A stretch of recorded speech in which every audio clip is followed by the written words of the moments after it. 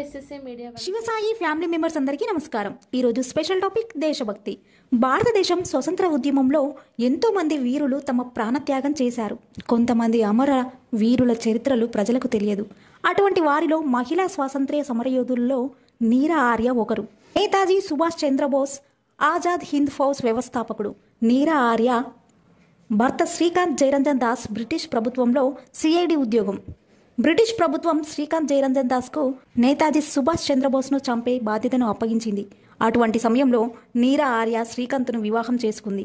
నేతాజీ ప్రాణాలను కాపాడుతానని నీరా వాగ్దానం చేసింది.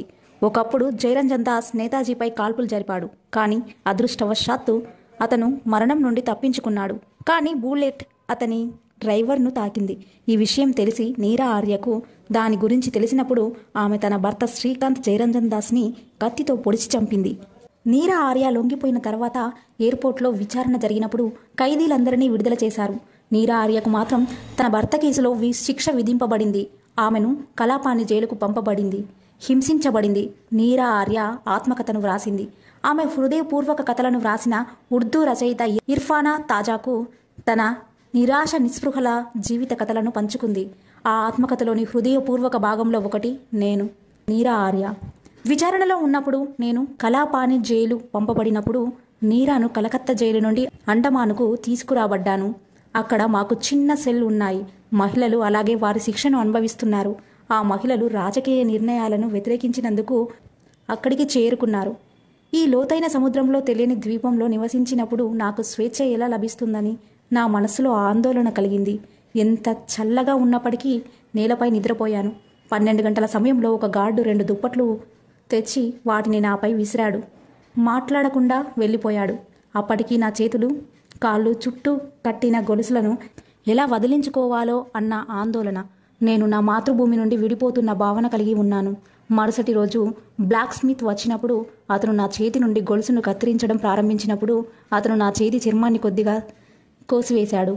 నేను పట్టించుకోలేదు. అతను సుత్తి సహాయంతో నా కాళ్ళ నుండి సంకెళ్లను కత్తిరించడం ప్రారంభించినప్పుడు అతను సంకెళ్లకు బదులుగా నా ఎముకలను 2-3 సార్లు కొట్టాడు. అది చాలా బాధగా ఉన్నది అని చెప్పాను. మీరు నా కాళ్లను కొడుతున్నారు, మీరేమైనా గుడ్డివారా అని అడిగాను. అప్పుడు అతను జవాబిచ్చాడు, నేను మీ హృదయాన్ని కూడా కొట్టగలను. దాని గురించి మీరు ఏమి చెప్పగలరు? జైలర్ బదులిచ్చాడు, ఇంకా నేతాజీ సజీవంగా ఉన్నాడు. అవును, అతను సజీవంగా ఉన్నాడు అని సమాధానం ఇచ్చాను. అప్పుడు జైలర్ అతను ఎక్కడ ఉన్నాడు అని అడిగాడు. నేను నా మనస్సులో, నా హృదయంలో అని బదులిచ్చాను. జైలర్ కోపంతో, అప్పుడు మేము నేతాజీని మీ హృదయం నుండి తొలగిస్తాము అని అన్నాడు. జైలర్ నన్ను అనుచితంగా తాకాడు, అసభ్యంగా ప్రవర్తించాడు. నీరా ఛాతి ప్రాంతంలో వస్త్రాన్ని చీల్చమని కమ్మరిని సూచించాడు. కమ్మరి వెంటనే కత్తెర తీసుకుని వచ్చి దానిని కత్తిరించడానికి కుడి రొమ్ము నొక్కడం ప్రారంభించాడు. నీరా బాధతో విలవిలలాడింది. జైలర్ కత్తి పదునుగా లేనందువల్ల బతికిపోయావు అంటూ వదిలేశాడు జైలర్. ఇటువంటి బాధను నీరా ఆర్య స్వతంత్రం కొరకు తన భర్తను చంపివేసిన మహనీయురాలు నీరా ఆర్య. నీరా ఆర్య వంటి స్వతంత్ర సమరయోధుల వంటి కథలు చాలా ఉన్నాయి. వారు ఈ దేశానికి దోహదపడ్డారు. కానీ దురదృష్టవశాత్తు పాఠ్యపుస్తకాల్లో గుర్తింపు పొందలేదు. హంతకులు, దేశద్రోహులు చరిత్రలు కీర్తించబడ్డాయి. నిజమైన యోధులకు గౌరవం ఎప్పుడూ లభించలేదు. నీరా ఆర్య తన జీవితంలో చివరి రోజులను పూలు అమ్ముతూ గడిపింది.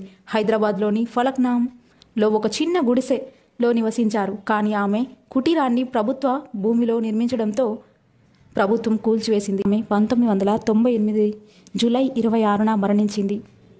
నీరా ఆర్యకు దురదృష్టవశాత్తు ఇప్పటికీ ఎటువంటి గుర్తింపు లేదు. దేశ స్వాతంత్రం కోసం పోరాడిన మరెన్నో వీర వనితలకు నా పాదాభివందనాలు. Thank you to all. SSC media 1 channel, నేను మీ దగ్గర. సో విన్నారు కదా అండి, ఈ వీడియో కనుక మీకు నచ్చినట్టయితే like, share, comment and do subscribe and click the bell icon. Thank you SSC media 1 channel.